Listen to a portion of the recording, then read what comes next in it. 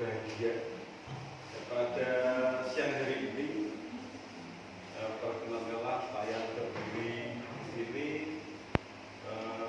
untuk melaksanakan diseminasi atau sosialisasi tentang penerapan budaya positif di sekolah.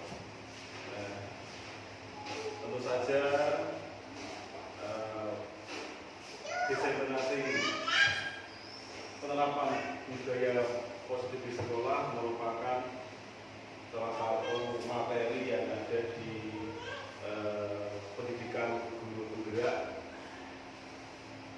Ini menjadi kewajiban bagi CGP untuk menyampaikan materi tersebut kepada teman sejawat dan sekaligus sebagai salah satu pemenuhan tugas dalam pelaksanaan PGP atau program pelatihan guru penggerak.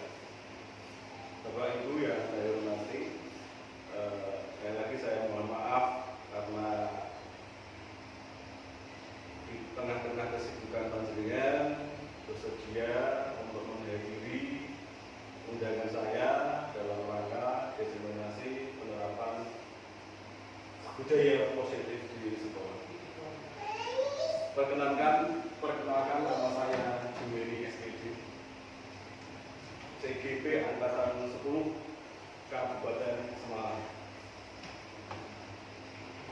Bapak Ibu yang saya hormati, kalau bicara tentang budaya positif, budaya sendiri itu bisa diartikan dengan dari kata budaya, dari kata budi yang artinya baik, kemudian disambung dengan positif, berarti sesuatu yang baik juga, tergantung konteksnya.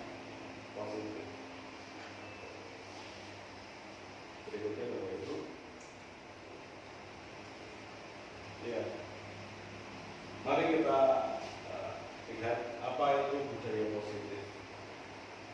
Budaya positif yaitu upaya menciptakan lingkungan belajar yang aman, menyenangkan, dan bermakna bagi semua murid, semua peserta didik.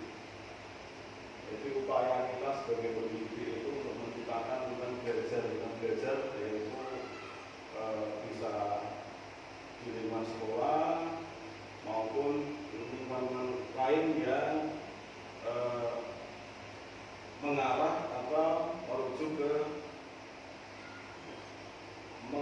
mengarah ke pendidikan seorang anak. Kemudian menyenangkan, aman yaitu lingkungan yang tentu saja aman, yaitu jauh dari tekanan dari luar, misalnya kriminal ataupun bencana alam dan lain sebagainya. Kemudian menyenangkan, jadi menciptakan pembelajaran atau lingkungan yang menyenangkan. Kemudian bermakna bagi semua murid. Lalu bagaimana strategi untuk mewujudkan budaya positif tersebut? Ya. Strategi untuk mewujudkan budaya positif yang pertama yaitu membangun visi yang jelas dan berpihak pada murid. Visi SD Negeri Lestari 1 sudah kita bedah bersama-sama. Visi itu adalah yang jelas adalah berpihak pada murid. Ya. Dari diskusi kita, visi yang sudah kita susun, yang sudah kita buat, pada kesimpulannya adalah berpihak pada murid atau peserta didik.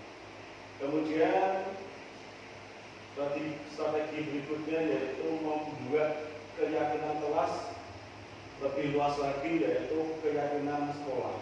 Nanti akan kita bahas bersama-sama. Kemudian kenali kebutuhan dasar murid.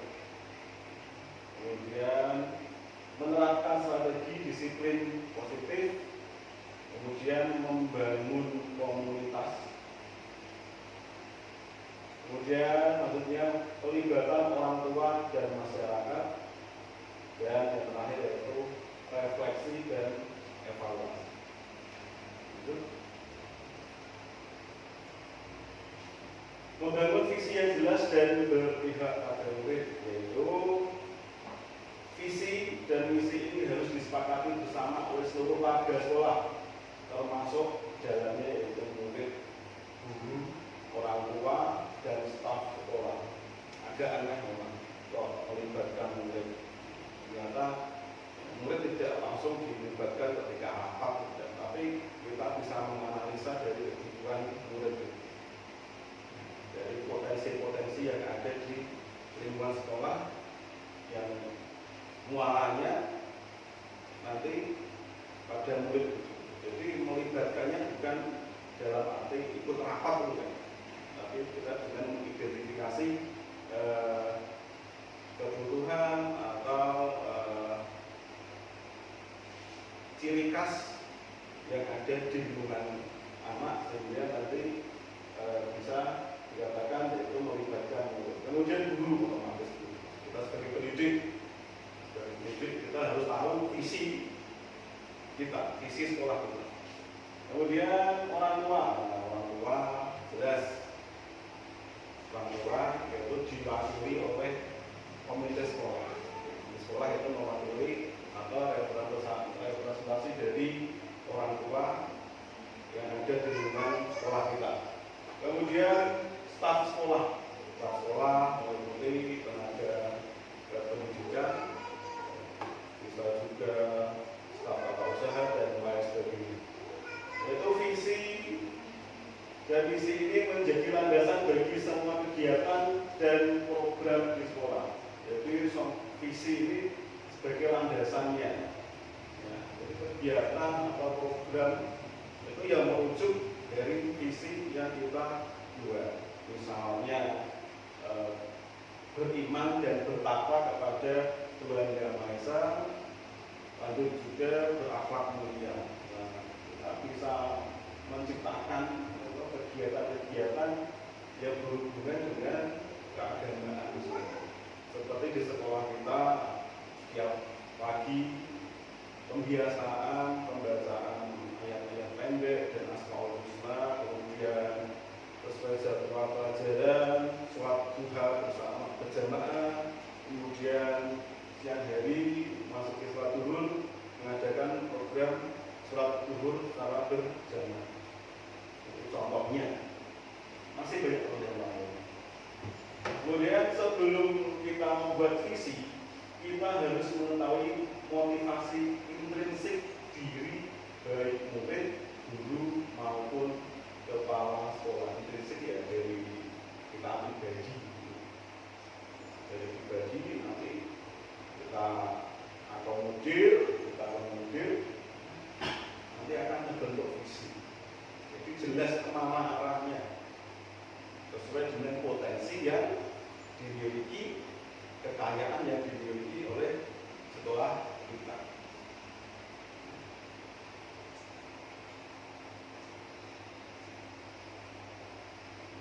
Setiap orang memiliki motivasi intrinsik yang berbeda. Mari kita buktikan. Nah, sekarang Bapak Ibu, Anda dan teman Anda, kita kegiatan sebentar. Anda dan teman Anda akan melakukan kegiatan cobalah buka. Anda adalah A. Kemudian tugas Anda adalah mengepalkan salah satu tangan Anda. Coba Anda bayangkan bahwa Anda menyimpan sesuatu yang sangat berharga di dalam kepalan tangan Anda. Anda perlu menjaga benda itu tersebut sekuat tenaga Anda karena begitu pentingnya untuk kehidupan Anda. Sekarang coba kepalkan salah satu yang kuat. Bayangkan Mas Abdul ya.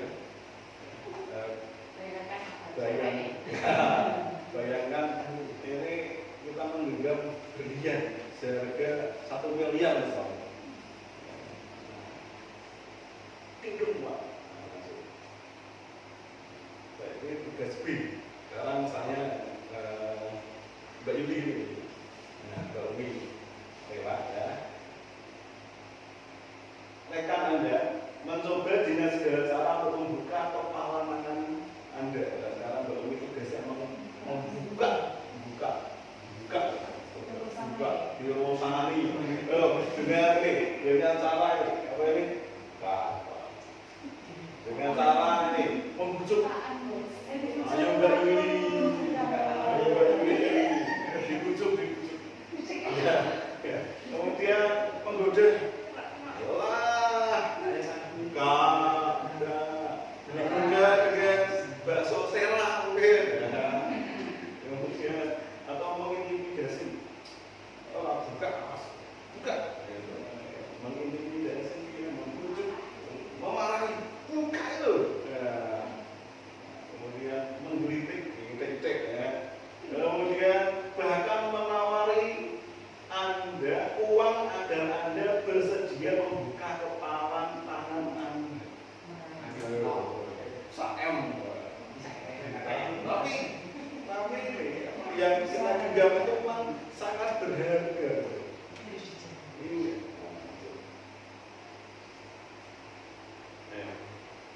Pertama, apakah Anda mau melepaskan genggaman Anda? Tidak. Yang ketiga bertanya, siapa yang memegang kontrol? Kemudian yang ketiga, apa yang dapat dijadikan pembelajaran bagi kita dalam mengendalikan orang lain? Dari kegiatan tadi timbul pertanyaan.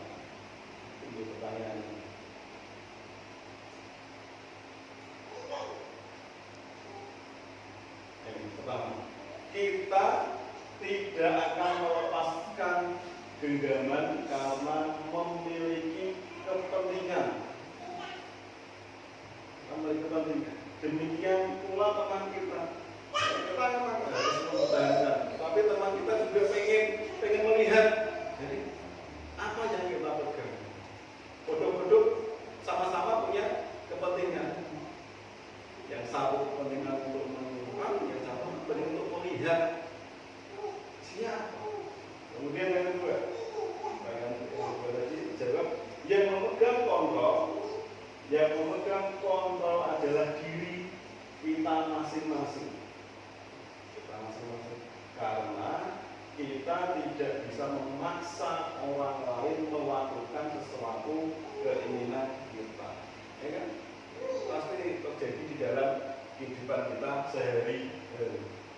Kita tidak bisa memaksa orang untuk melakukan sesuai dengan keinginan kita.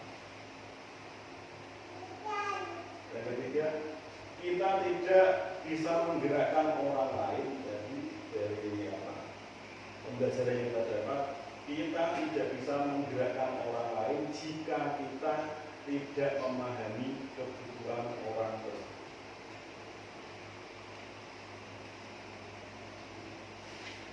Langkah berikutnya, tadi visi sudah, berikutnya yaitu mengenali kebutuhan dasar murid atau warga sekolah. Dunia berkualitas Anda adalah tempat khusus dalam pikiran Anda. Jadi dunia yang berkualitas itu ada di pikiran kita. Tempat Anda menyimpan gambaran representasi dari semua yang Anda inginkan. Jadi simpan. Orang nggak tahu. Sampai nanti pulang mau ke Simo, Pak Ilham ingin makan bakso serang, terus tersimpan terus, simpan, pikiran. Entah kapan bisa terlaksana. Atau Mas Nabil ingin menciptakan anime sebagai kreator, tersimpan sebagai gambaran representasi dari yang kita ingin. Mbak Yuli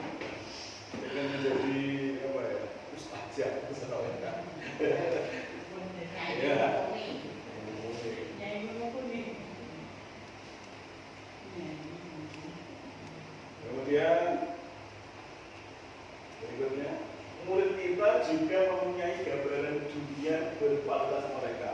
Ya, mereka juga punya pikiran sendiri, jadi mereka punya gambaran dunia mereka juga. Tentunya sebagai guru kita ingin mereka memasukkan hal-hal yang bermakna, ya, dan nilai-nilai kebajikan yang hakiki ke dalam dunia berkualitas mereka. Kita sebagai guru tidak mungkin memasukkan hal-hal yang negatif, tapi kita memasukkan hal-hal yang positif pada mereka.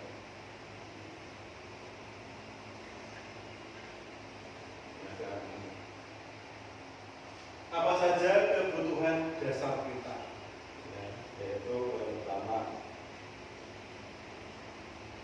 kebutuhan untuk diterima di lingkungan, di komunitas. Kita tidak ingin kok kita dikucilkan, itu enggak seperti itu. Pasti inginnya kita diterima dimanapun kita berada, baik di lingkungan yang levelnya kecil maupun di lingkungan yang lebih besar. Kemudian kebutuhan bertahan hidup, dan itu otomatis manusia itu mempunyai keinginan yaitu untuk bertahan hidup. Kemudian kebutuhan untuk senang, kemudian kebutuhan untuk bebas. Jadi istilahnya ya, menentukan.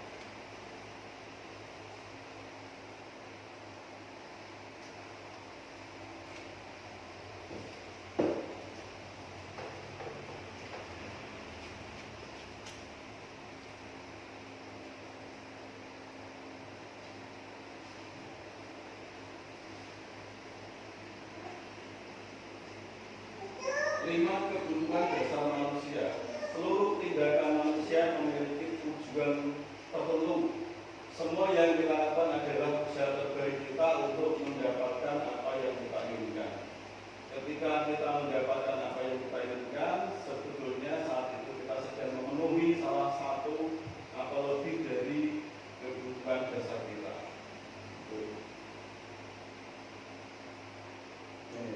Yang pertama tadi uraiannya yaitu kebutuhan bertahan hidup.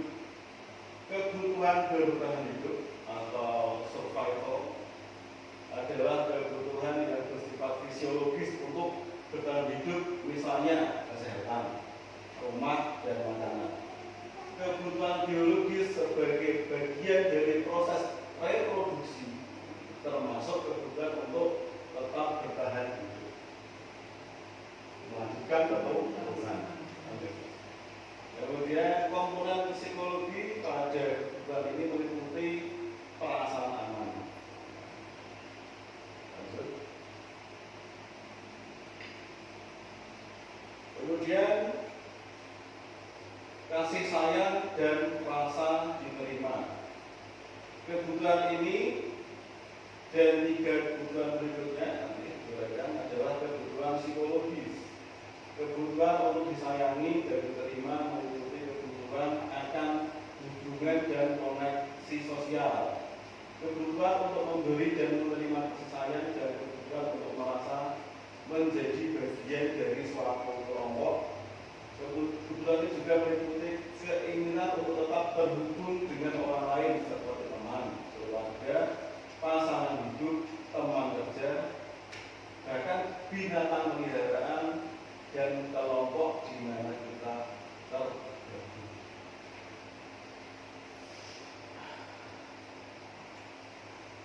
Kemudian penguasaan atau kebutuhan pengakuan atas kemampuan. Kebutuhan ini berhubungan dengan kekuatan untuk mencapai sesuatu, menjadi kompeten, menjadi terampil, diakui atas prestasi dan keterampilan kita, didengarkan dan dimengerti dan memiliki rasa harga diri. Kebutuhan ini meliputi kegiatan keinginan untuk dianggap berharga, bisa membuat perbedaan, bisa membuat pencapaian, kompeten, diakui, dihormati. Ini meliputi self-esteem dan keinginan untuk meninggalkan pengaruh. Tentang penguasaan.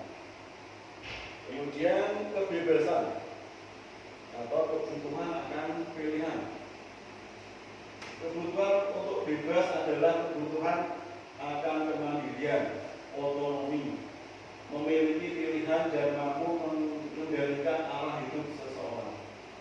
Anak-anak dengan kebutuhan kebebasan yang tinggi menginginkan pilihan. Mereka perlu banyak bergerak, suka mencoba-coba, tidak terlalu terpengaruh orang lain dan senang mencoba hal baru dan menarik. Nah, ini terpengaruh orang lain itu kalau lebih cenderung itu biasanya akan dikandani gitu. Kalau pengen ini gitu.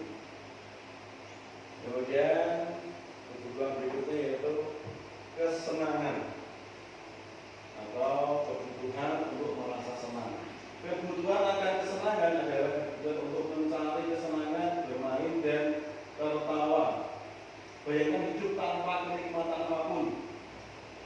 Bayangkan hidup tanpa kenikmatan apapun. Betapa menyedihkan.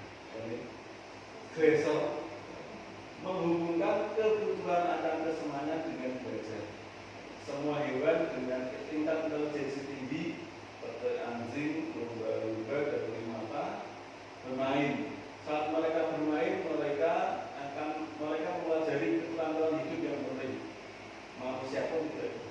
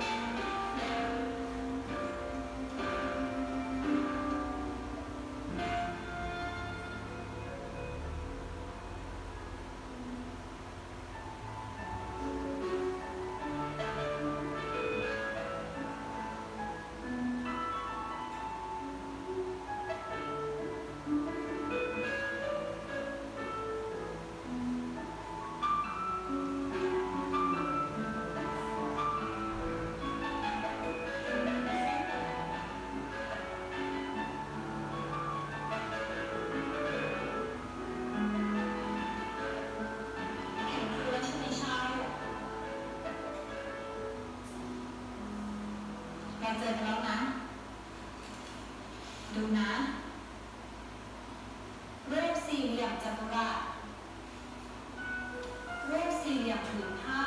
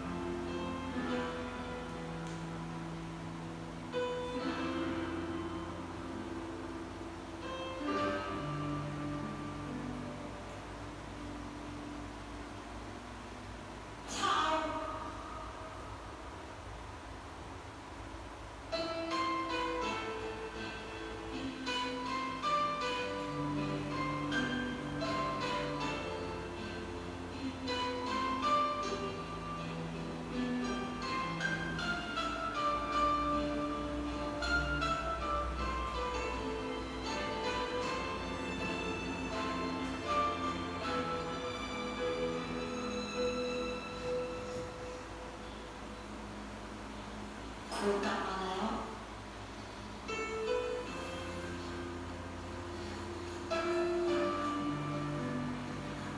ครูกลับมาแล้วจ้ะ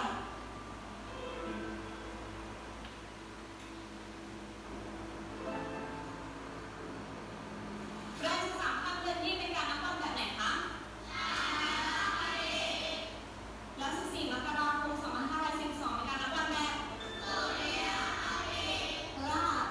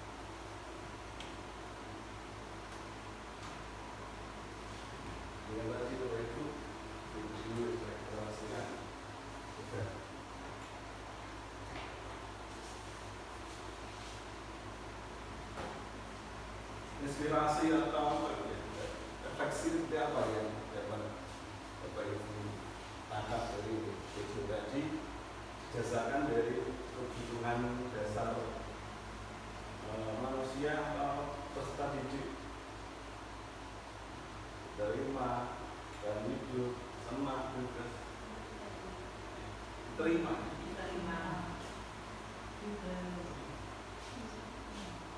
Karena walaupun memiliki kelebihan, pasti dia punya kelebihan. Apa lagi itu? Bisa juga untuk kita sangat menginspirasi.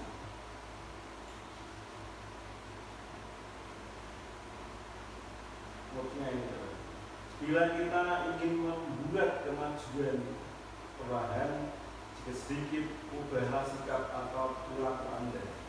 Namun bila kita ingin memperbaiki cara-cara utama kita, maka kita perlu mengubah kerangka acuan kita. Saya sendiri seperti ini bicara masih dalam tahap belajar bagaimana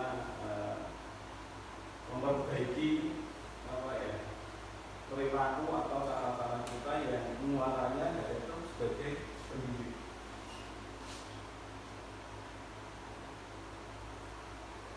Langkah berikutnya yaitu membuat keyakinan kelas atau lebih luas lagi yaitu keyakinan sekolah. Keyakinan kelas atau sekolah adalah nilai-nilai dan prinsip-prinsip yang disepakati bersama oleh seluruh warga sekolah untuk dianut dan ditetapkan dalam kehidupan sehari-hari. Keyakinan kelas bersifat positif, berpusat pada murid, terukur dan realistis. Ya, pasti ini berpusat pada murid. Ini intinya ini. Contoh keyakinan kelas: menghormati diri sendiri dan orang lain, kemudian bertanggung jawab, bersikap jujur dan lain-lain. Contohnya apa? Selain ini menghormati, bertanggung jawab, jujur, kira-kira apa lagi?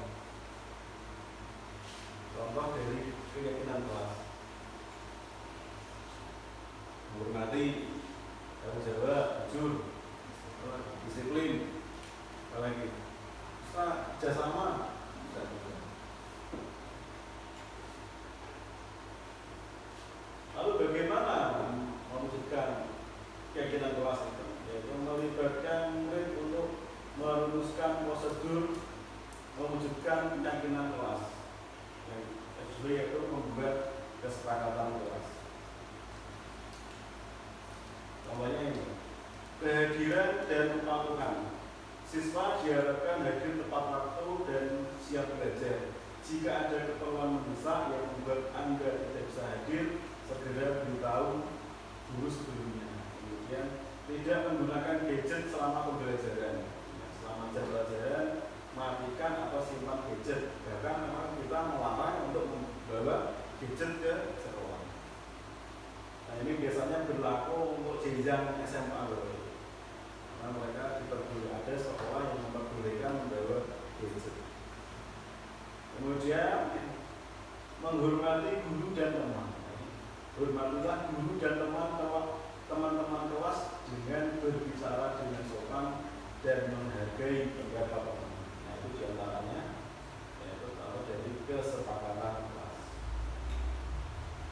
Nah, ini kita sebagai pendidik kalau dianalisa, diklasifikasikan itu kita memiliki kontrol, yaitu kontrol disiplin positif. Yang pertama yaitu sebagai penghukum. Yang kedua, pembuat rasa bersalah. Sebagai teman, sebagai pemantau, dan sebagai manajer. Mulai satu persatu.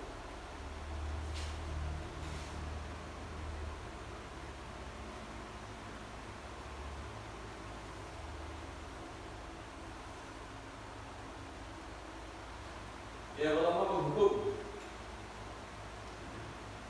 Seorang penghukum bisa menggunakan hukuman fisik maupun verbal. Fisik, verbal.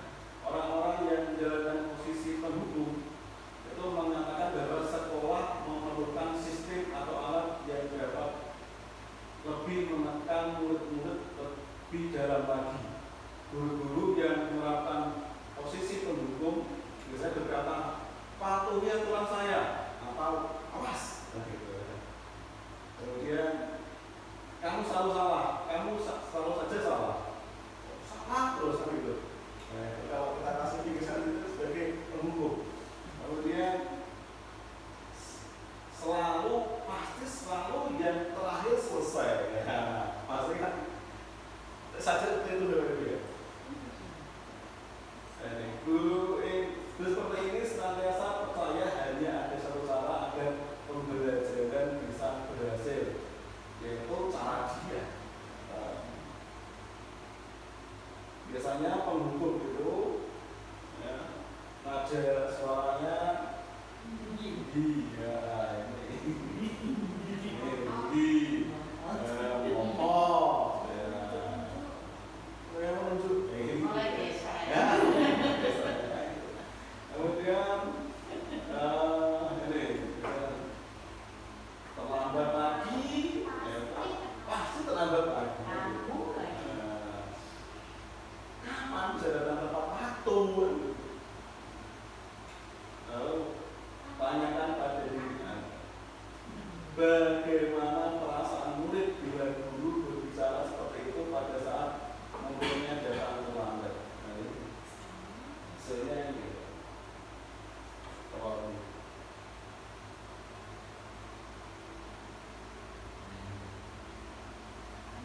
Kemungkinan murid marah dan menjadi pendendam. Ya, salah satunya. Kemudian sebagai pembuat merasa bersalah, ada suara memelas atau halus. Kemudian, Adi, kamu ini bagaimana ya?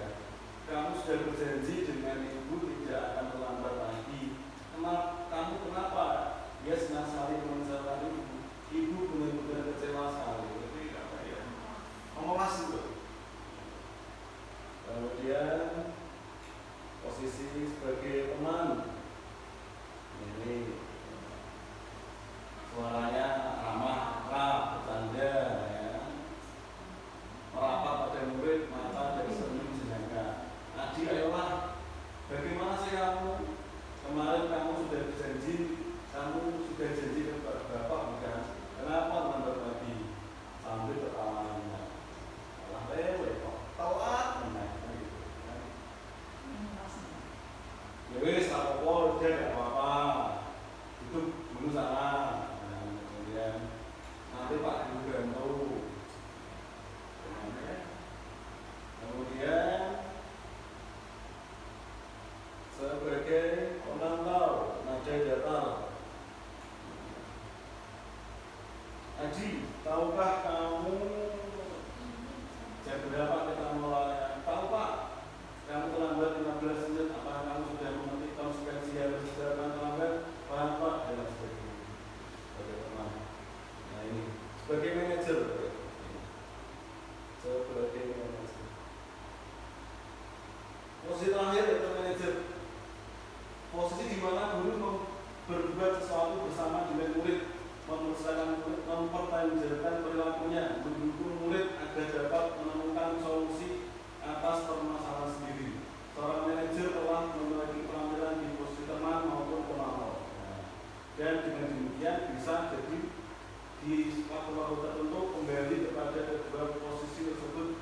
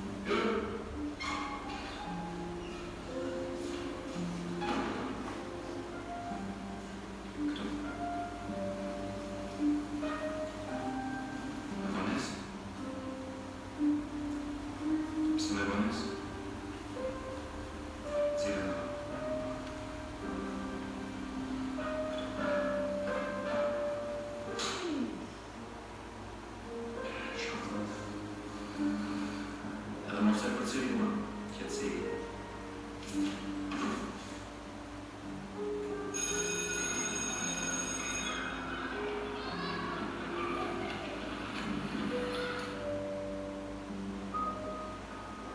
Berangkat lagi ke sekolah.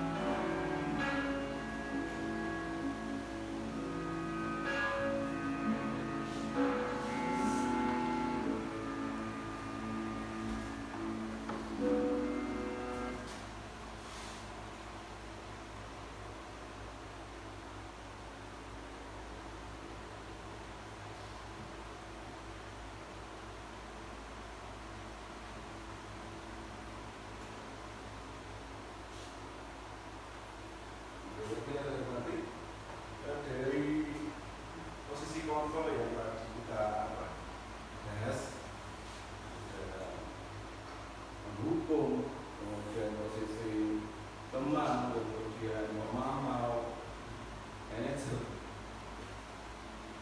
Kalau dari video tadi, guru lebih ke hukum. Tapi posisi kontrol yang tadi sudah diuraikan, ya, ternyata kita juga harus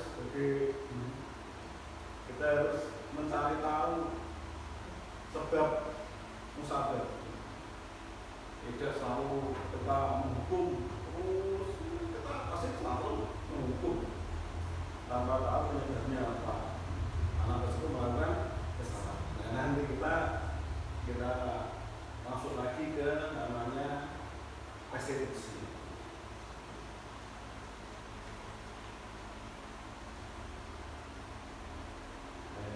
Apakah kita harus selalu melakukan posisi kontrol manajer? Tadi kan idealnya kan kita sebagai guru itu posisi kontrol manajer.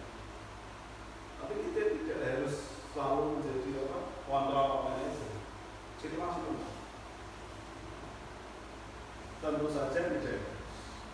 Idealnya kita memposisikan diri sebagai manajer idealnya. Namun tidak semua kejadian harus dilakukan posisi kontra manajer. Tergantung dari situasi dan tadi kan harus mencari tahu dan lain sebagainya. Oke, contohnya ketika upacara bendera menentukan murid, ya, kita tidak mungkin sebagai posisi kontra manajer. Apa kita harus sini yang kerjanya? Kenapa kamu kerjanya tidak mungkin? Nah itu yang benar itu. Jadi mungkin lebih ke apa posisi penghukum kan? Ketika upacara ada yang tidak memakai atribut lengkap berdiri di barisan bapak dan ibu penghukum bisa. Tapi idealnya kita memakai kontrol manajer. Tapi tidak kontrol manajer tidak bisa dilakukan, tidak bisa diterapkan pada suatu atau kegiatan tertentu, misalnya ketika upacara. Nah ini loh, jadi kan akhirnya Pak Guru tadi mencari tahu kenapa kok terlambat atau ini. Kita masuk ke segitiga restitusi segitiga restitusi itu yaitu kerangka kerja yang digunakan dalam disiplin positif untuk membantu anak-anak memperbaiki kesalahan mereka dan belajar dari pengalaman. Yaitu ini langkahnya itu. Pertama, menstabilkan identitas, meyakinkan anak bahwa mereka masih dicintai dan diterima meskipun mereka telah melakukan kesalahan. Jadi ketika kita kan kita panggil, ya, berarti kan bentuk dari perhatian kita. Berarti apa ini? Mereka masih dicintai dan diterima. Gitu. Kemudian validasi tindakan yang salah. Salahnya apa kesalahannya? Kenapa kok seperti itu? Akhirnya itu menanyakan keyakinan kelas. Kalau berbuat ini konsekuensinya apa? Sudah dibuat dari kesepakatan. Contohnya, contohnya.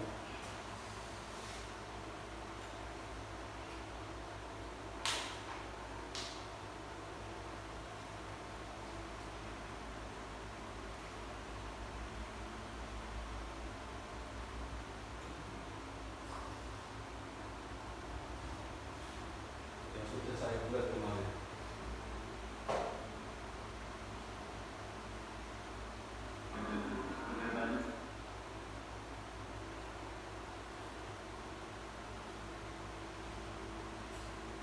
Ini kasusnya begini. Ketika jam istirahat,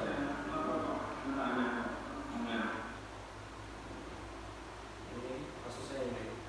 Ketika jam istirahat, Marsha memarahi teman-teman karena ramai. Bosen kan gitu. Kemudian teman-temannya melaporkan kepada gurunya, masa dipanggil guru, diajak menyelesaikan masalah. Setelah ditanya, karena dia itu sebetulnya jelaskan hebat, mereka takut dan menurut pada Marsha. Kemudian apakah pelaku tersebut sesuai dengan kelas? Tidak sesuai karena tidak menghargai dan menghormati temannya saat istirahat atau istirahat. Gitu. Beda kalau pelajaran. Ia mengusulkan izin untuk menjadi pemimpin barisan saat menyiapkan teman-temannya masuk kelas untuk menggantikan rasa bersalah serta memenuhi akan penguasaan yaitu menjadi pemimpin. Ini pas saya panggil berarti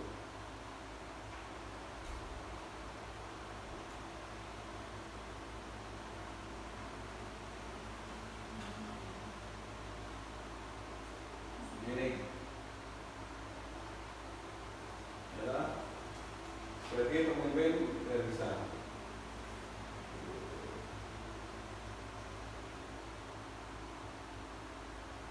Kebersihannya yaitu menghargai dan menghormati orang lain, kemudian kebutuhan hidup yang terpenuhi yang menjadi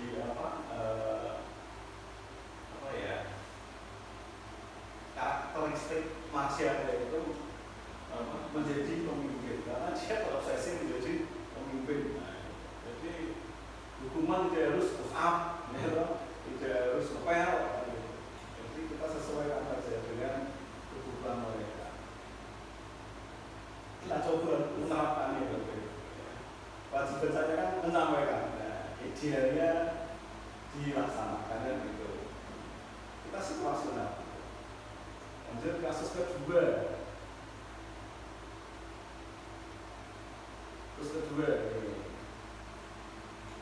Masya iseng melempar bungkus makanan ke tong sampah, namun tidak masuk ke tong sampah, maka jatuh ke taman dan membiarkan sampah tersebut.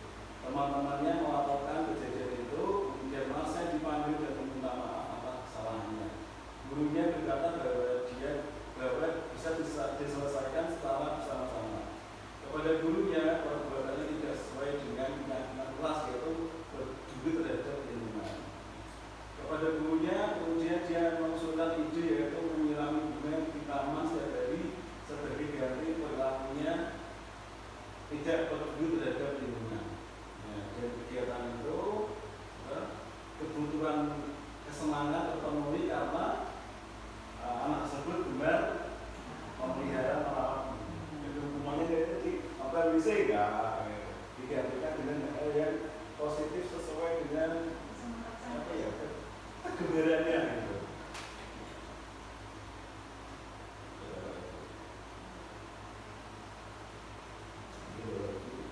Terima kasih ya.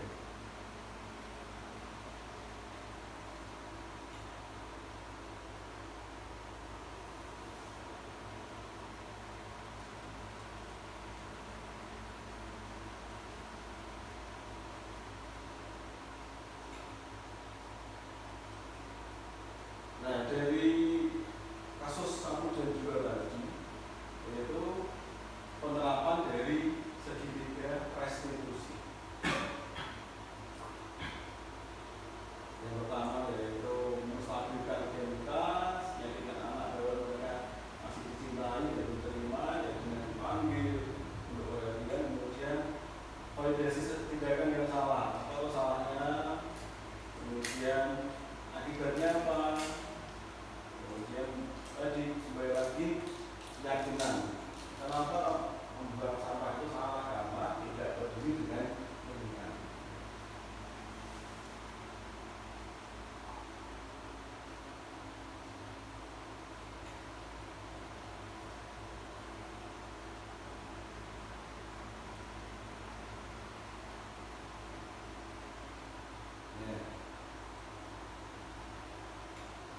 Dari pemaparan yang saya sampaikan tadi,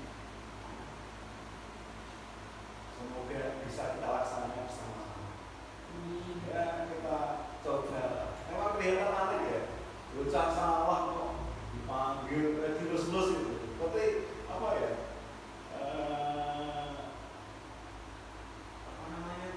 Gawe guru itu seperti apa? Tapi memang kita perlu coba. Tapi kan kita punya posisi honor tadi, bisa sebagai penghukum, bisa sebagai teman, membuat masalah besar dan manajer. Kita situasional.